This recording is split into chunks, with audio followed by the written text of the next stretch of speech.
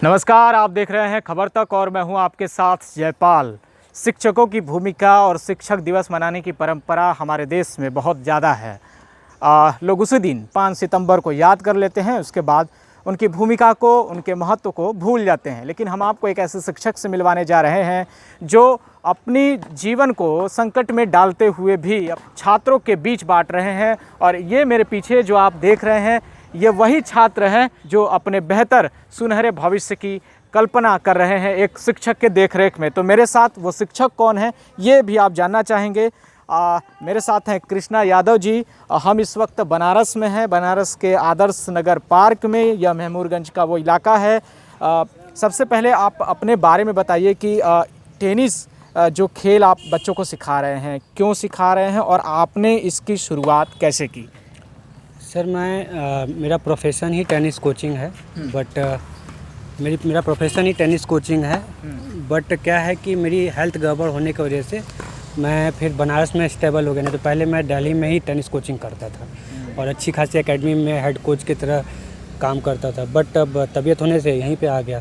तो अब जब यहाँ आ गया तो बीमारी तो चल ही रही है साथ में, बट जो इंसान का स्किल्स होता है, नॉलेज होता है, वो हमेशा एक टीचर तो हमेशा सोचेगा कि वो दूसरे को फॉरवर्ड कर सके। तो बस वही चल रहा है, लोगों को कोशिश कर रहे हैं। कितने बच्चे आपके यहाँ आते हैं इस तरह के प्रशिक्षण को लेने के लिए? अभी मेरे पास 8-10 बच्चे हैं जो टेनिस खेलने आ रहे हैं। तो सर आप ये बताइए, आप इतना महंगा जो टेनिस का ये प्रशिक्षण दे रहे हैं, कैसे कर पाते हैं आप? क्या सपोर्ट मिल रहा है आपको?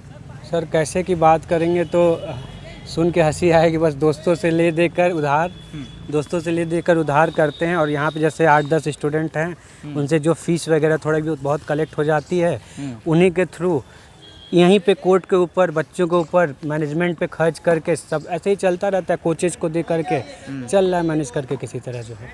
तो जैसे आप इतने दिनों से ये सब कुछ कर रहे हैं, किसी ने कोई सहायता की आपकी, या किसी तरह से आपको लगता है कि लोगों को सहायता करनी चाहिए? नहीं सर, क्यों करेगा कोई।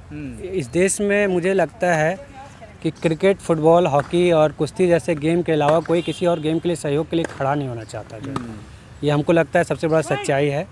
और देश का तो नहीं, बनारस का तो हमको यही स्थिति लग रहा है, क्योंकि पिछले मैं 2.5 साल से यहाँ पर हूँ। और आप बिलीव नहीं करोगे, मैं हर साल यहाँ पे अपने कितने पैसे इन्वेस्ट करता हूँ, दोस्तों से उधार ले लेकर, लोगों से सहयोग ले लेकर। बट वही है कि मुझे रिकवरी भी नहीं हो पाती, ऊपर से मेरे पास ही पैसे खर्च हो जाते हैं।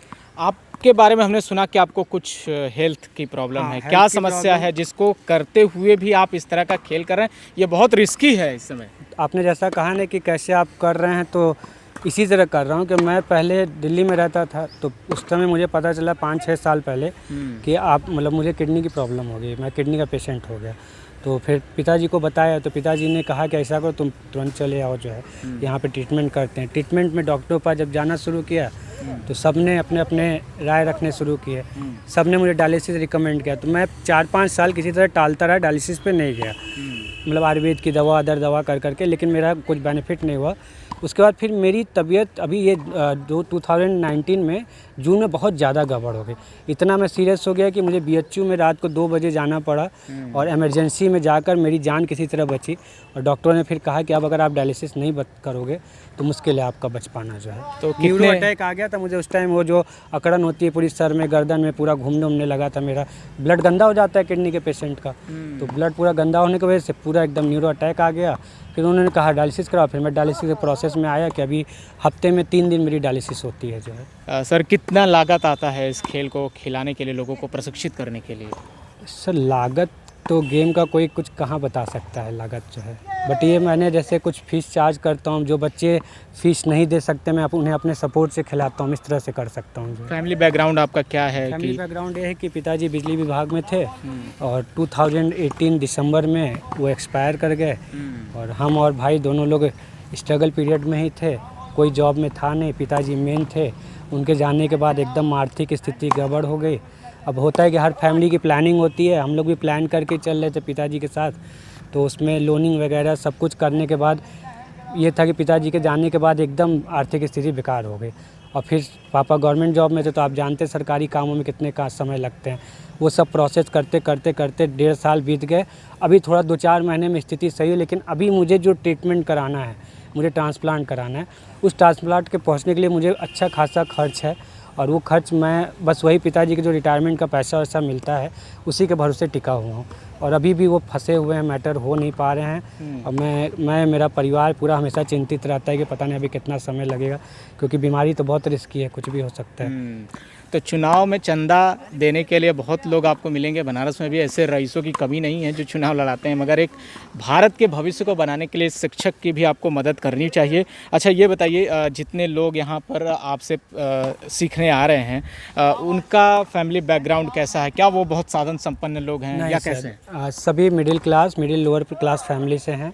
बहुत से बच्चे तो ऐसे हैं जो कहते हैं सर मैं टेनिस तो नहीं खेल पाऊँगा, आप ज़बरदस्ती कहते हो खेलने के लिए। मैं कहता हूँ ज़बरदस्ती इसलिए कहता हूँ क्योंकि मैं एक कोच के नज़रिए से देखता हूँ कि किस बच्चे में टैलेंट है, किस में नहीं है।